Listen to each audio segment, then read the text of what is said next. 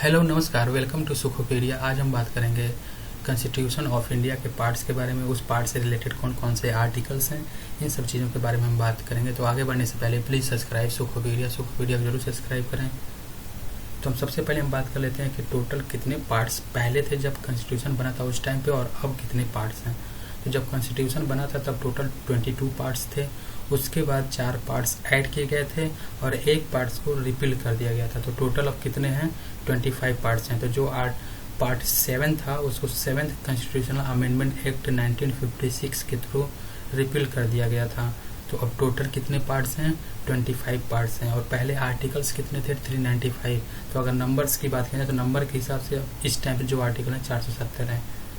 और क्योंकि उसमें ऐड किया गया है, जैसे मान लीजिए कहीं पे ऐड किया गया 21A है, ऐसे ऐसे करके ऐड करके अब टोटल 470 है। लेकिन वैसे कितने आर्टिकल्स हैं, 395 हैं। और पहले शेड्यूल कितने थे, स्केड्यूल कितने थे, अब पहले 8 थे और अब कितने हो गए, 12 स्केड्यूल हो गए हैं। तो अब हम बात कर लेते हैं, आज हम इस वीडियो में बात करेंगे केवल पार्ट्स के बारे में। तो पहले पार्ट्स देख लेते हैं कौन कौन से हैं।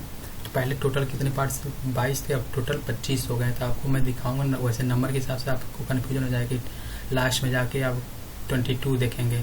लेकिन जो पार्ट्स ऐड हुए हैं, जैसे कौन कौन से ऐड हुए हैं, 4A ऐड हुआ है, 9A है, 9B है और 14A ऐड हुआ है। तो ये ऐड हुए हैं, तो वही जो है पहले जो थे 22 4 26 हुए और 7 को रिमूव कर दिया गया, तो इसलिए 25 हुए। तो टोटल 25 पार्ट्स हैं। तो स्टार्ट करते हैं। तो सबसे पहले पार्ट 1 देख लेते हैं। ये इसमें क्या बताया गया है, the union and it's territory के बारे में। और ये कौन से आर्टिकल्स में है, वो 1 से 4। पार्ट 2 आर्टिकल्स 5 to 11 है और ये सिटीजनशिप के बारे में बात करता है। पार्ट 3 जो है वो फंडामेंटल राइट्स के बारे में, मौलिक अधिकार के बारे में बात करता है और ये आर्टिकल 12 से 35 होता है। पार्ट 4 जो है वो directive principle of state policy के बारे में बात करता है और ये आर्टिकल 36 से 51 है। अब ये जो आर्टिकल एक ऐड किया गया था, तो ये फंडामेंटल ड्यूटीज के बारे में बात करता है और ये 51A है आर्टिकल। पार्ट 5 जो है द यूनियन के बारे में बात करता है, ये आर्टिकल 52 से 151 के बीच में होता है।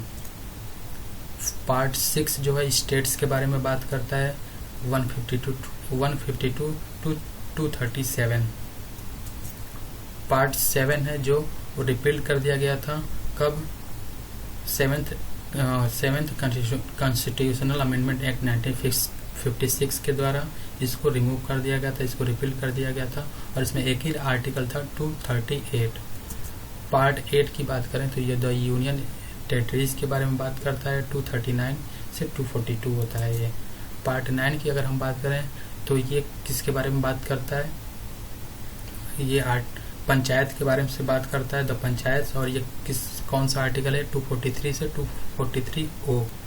और जो ऐड किया गया था एक और आर्टिकल 9A, ये किसके बारे में बात करता है, द म्यूनिसिपैलिटीज के बारे में, आर्टिकल 243P से 243ZG। पार्ट 9B ये भी ऐड किया गया था बाद में, the cooperative societies, articles 243JZ और 243ZT। पार्ट 10 किसके बारे में बात करता है, आर्टिकल्स 244, ये बात करता है स्केड्यूल एंड ट्राइबल एरियाज के बारे में। और कौन सा आर्टिकल से बिलोंग करता है, 244 से 244A। पार्ट 11 जो है किसके बारे में बात करता है, relations between the union and states. तो ये कौन सा आर्टिकल है, इसमें 245 से 263। पार्ट 12 जो है किसके बारे में बात करता है, finance, property, contracts and suits के बारे में। तो आर्टिकल्स कौन कौन से, 264 से 300A। और जो पार्ट 13 है किसके बारे में बात करता है, trade, commerce, intercourse with in territories of India. तो ये आर्टिकल 301 से 307 है। पार्ट 14 जो है वो आर्टिकल 308 से लेकर 323 के बीच में। और किसके बारे में बात करता है, services under the union and the states. और इसको ऐड किया गया था 14A को ये ट्रिब्यूनल्स के बारे में बात करता है। ये कहाँ से है, 323A से 323B। पार्ट 15 की 15वां जो पार्ट है वो किसके बारे में बात करता है, इलेक्शंस के बारे में बात करता है। और कौन ऐड कैसे किया, 324 से 329A। पार्ट 16वां जो है किसके बारे में बात करता है, special provisions relating to the certain classes. तो इसमें कौन कौन से आर्टिकल, 330 से 342। पार्ट 17वां है जो इम्पोर्टेंट है, ऑफिशियल लैंग्वेज के बारे में बात करता है और आर्टिकल है 343 से 351।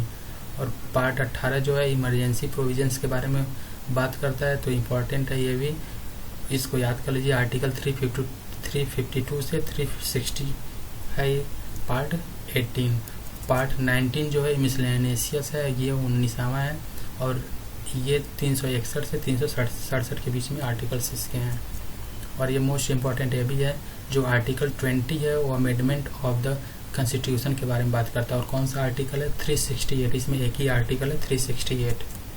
और जो 21वां आर्टिकल पार्ट है वो कौन सा आर्टिकल है उसके अंदर, 369 से 392, और किसके बारे में बात करता है, temporary, transitional and special provisions. और जो 22वां पार्ट है वो कौन से आर्टिकल उसमें आते हैं, 393 से 395। शॉर्ट टाइटल्स किसके बारे में बात करता है, short titles, commencement, authoritative in Hindi and repeals के बारे में बात करता है। तो यहाँ पे नंबर आपको 22 दिख रहा होगा, लेकिन टोटल कितने पार्ट्स हैं, 25। अगेन कौन कौन से ऐड किए गए हैं बता देता हूँ आपको। 4A ऐड किया गया, 9A, 9B और 14A, और 7 को रिमूव कर दिया गया, इसलिए टोटल 26 हो रहे थे। तो जब रिमूव कर दिया गया तो टोटल 25 हो गए।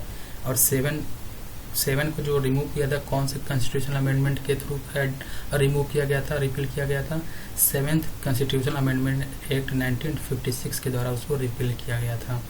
अब आपको एक ट्रिक बताएंगे कि इसको कैसे याद करेंगे, आपको ऐसे रखना नहीं पड़ेगा, आपको ऐसे ही आप बता सकते हैं कौन सा जो पार्ट है वो किससे बिलोंग करता है।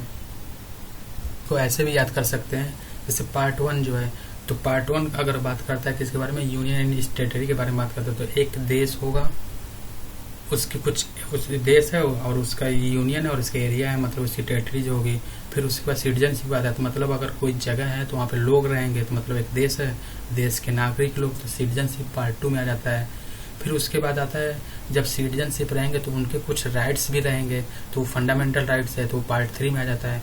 फिर फंडामेंटल राइट्स है, फिर कुछ स्टेट जो वहाँ पे स्टेट है, मतलब जो टेरिटरी है वहाँ के जो गवर्न कर रहा है, फिर उसके बाद directive principle of state policy आ जाएगी। कुछ स्टेट की कुछ पॉलिसीज होंगी जिसको सबको फॉलो करना पड़ेगा स्टेट। और उसके बाद फिर आ जाता है जो लोग रह रहे हैं उनकी कुछ ड्यूटीज भी रहेंगी, तो फंडामेंटल ड्यूटीज आ जाता है 4A में।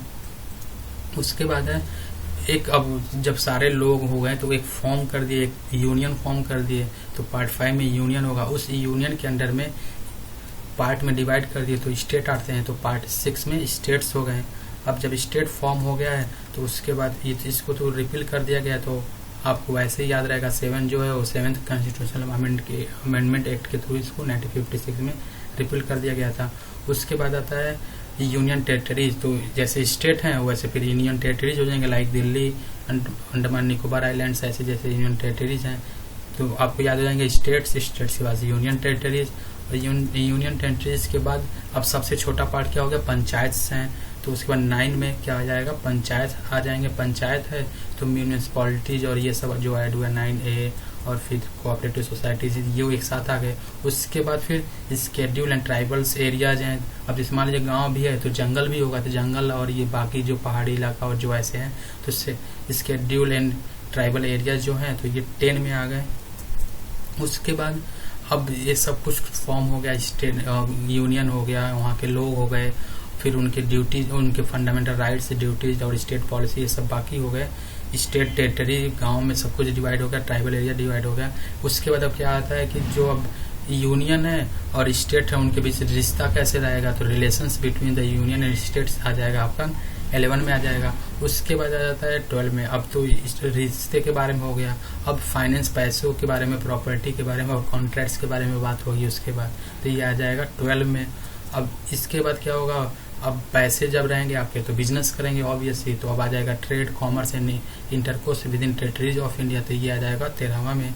उसके बाद अब आ जाएगा कि ये सब कुछ मैनेज करने के लिए कुछ सर्विसेज भी होना चाहिए, IAS ऑफिसर, स्टेट ऑफिसर भी होने चाहिए, तो किस में आ जाएंगे वो 14वां में आ जाएंगे, services under the union and states. तो यूनियन के अंडर और स्टेट के अंदर जो ऑफिसर्स रख रहे हैं वो सब आ जाएंगे 14वें में।